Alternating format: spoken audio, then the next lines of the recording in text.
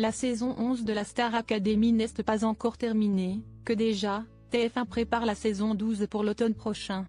Satisfait des audiences des aventures de Julien, Elena, Pierre, Axel et tous les autres, la première chaîne, par la voix du producteur de l'émission, Mathieu Vergne, a confirmé ce mercredi 24 janvier sur la radio France Bleu que le plus célèbre des télécrochets français allait revenir pour une nouvelle saison.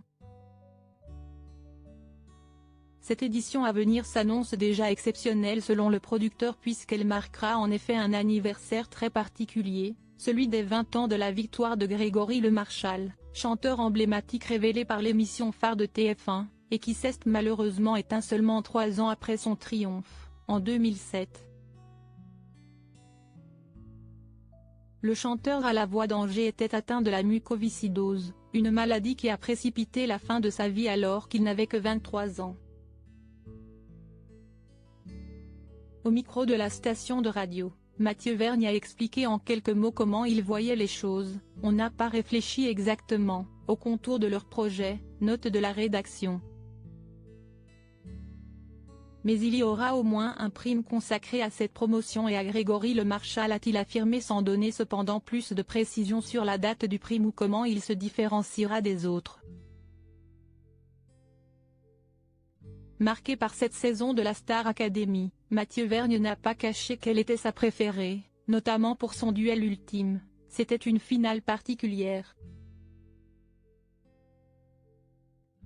Ce sont les images qui ont été le plus revues d'une annonce de victoire, a-t-il déclaré, avant d'ajouter, c'est celle qui était la plus belle, à la fois par l'émotion et par tout ce qui était autour. L'occasion sera donc trop belle pour la manquer.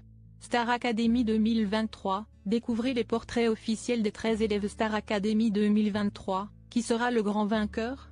Axel donne son avis. En attendant cette future saison à venir, le mystère demeure entier sur l'identité du grand vainqueur de la Star Academy, édition 2023.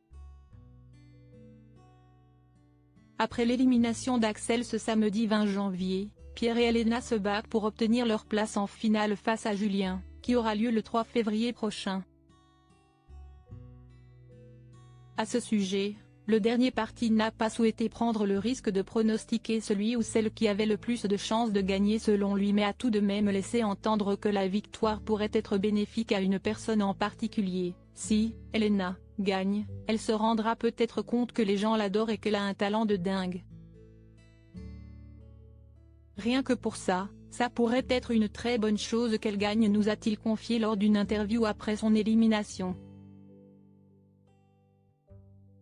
De là, à dire qu'elle a sa préférence, il n'y a potentiellement qu'un pas que nous ne franchirons pas.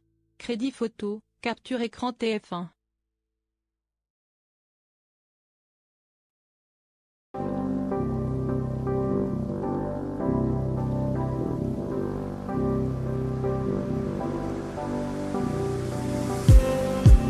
Just need